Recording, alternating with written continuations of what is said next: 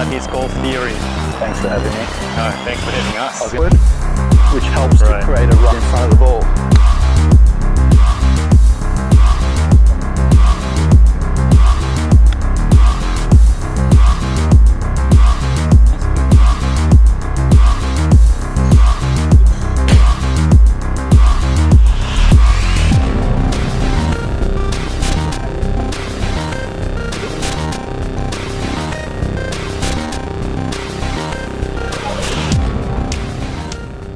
How do you take the golf club back? Do you take it back straight or a little bit make it in an arc? How do you do that? It's a good question. Usually I'll lay this out again to give a student a concept of what does the shape of the swing look like on the ground. When we spoke earlier about fundamentals, low point control we touched on, how that would look like when we're working on impact and how to sort of move through that position. Essentially, once we understand that, we have to start to build some length into the swing. Yes. And understanding how the club swings is important. Right. And understanding how the body moves essentially is the third, combines kind of the third fundamental, which brings in speed. Right. Because as we swing the club longer, we're going to generate more speed. So what we have on the ground here with these two shafts is an arc for the golf club that is projected onto the ground. This is very, very simple to see. And if you place the club, let's say behind, we'll say ball 3. Take a slightly wider stance. If you just drag the club back along the shaft, and then we'll just go up to just about to the tip of the shaft here. So drag it back along, good, just to there, and then come back along this side, good, to about there.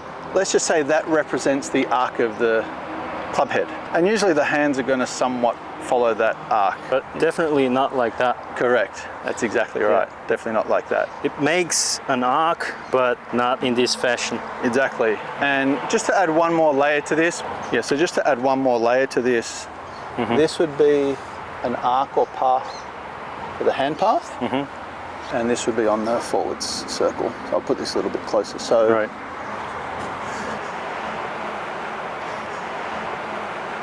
So we have these two shafts projected onto the ground that would represent the hand path.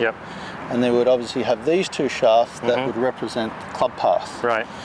And you mentioned before that this part is kind of straight over the grip here.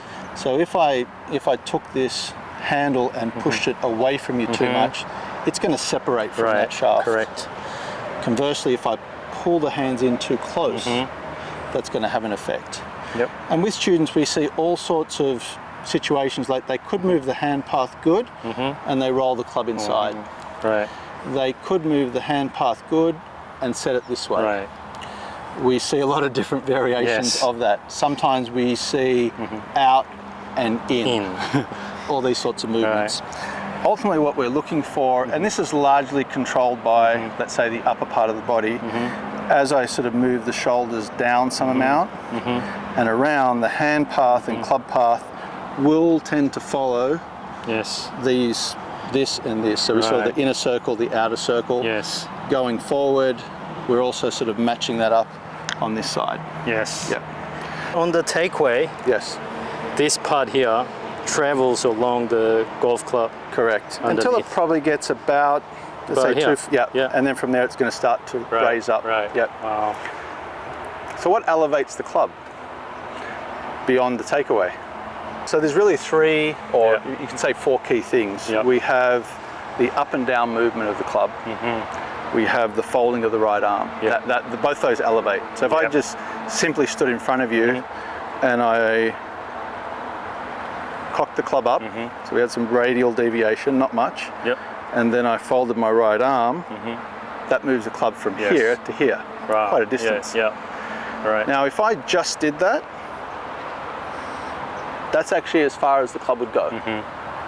Generally I'm not going to fold more than 90 degrees, and I'm not going to allow my wrist to load more than 90 degrees. So if I stood here and I just did that, but that's not a backswing yet. No, not yet. So what brings the club further? Turn. Is rotation, but not this way. Because that didn't bring it up. So there is some downward trajectory to the shoulder as we're turning. And again, if I don't extend, they can't get the arms up high enough. So again, the downward movement, some downward movement, and as I turn and extend, the arms will go above my shoulder. Extension does a lot of work. Yeah, it does, it helps. It does. Yeah. Otherwise, we would tend to see a lot of golfers with, and I do get this occasionally, where I'll see really good arm structure, but their swings just go this far. So they have really short swings and they can't really hit it so far. Right. And I was actually with a pro just last week who had nice rotation. In my opinion, he had very good structure to his arms and wrists, just like I would like to see with most of my students, where he had it, the club nicely set. But he literally just went back this far. So when I got him to release his right hip and I got him to reach back, essentially extend back, now he was able to create a much bigger backswing, and straight away he was 6 miles an hour faster. Wow. So yeah, what raises the club up is a combination of folding, cocking, and then moving the body down. Down is up in that sense. Yes, down, up. And as we extend, we get more range as we're turning. Yes. So that's what gets us a fuller backswing, let's say, and a higher backswing. That's good. Generally, pure rotation is going to cause more of a flat backswing. So if you just rotated this way, the club always will go inside unless you shoved your arms away from you. So there is certainly rotation, but there's a bit of a blend of. Now this travels along the shaft arc a little bit more easily. Yeah. If I do that. Good. Not that. Wow. So that's how I would, at least in a very kind of conceptual way, explain the path of the hands and the club and how that would start to travel further up and around. All right. Nice. Apart from this, just work on their takeaway. It really depends on the challenge that they've got. Yeah. It's a word that we use a lot in golf instruction. It depends. Depends. Yeah. Because it's I say highly individual sometimes what we've got to give them. For me, one of the biggest challenges I find with students is they would tend to rotate the club very early in the takeaway. Right. Open the face, and they're hitting shanks or a lot of suboptimal shots as far as contact's concerned. So I tend to encourage, in that case, feels where they may even start with the handle back. To get this type of idea. Drag a little bit. A little bit of drag. Feeling like the club face stays looking at the ball. That might look something like this if I just do it with one golf ball. They may even have to learn to twist the face closed before they do that. If I'm trying to change a pattern. Right. If you come and grab the club head for me. And what I want you to do is twist it open. Okay, what do you feel like I'm doing there? Closing it. So I might tell the student, close the face as I'm twisting it open. So there's quite a lot of force that you're putting in there, and I have to work really hard to do that.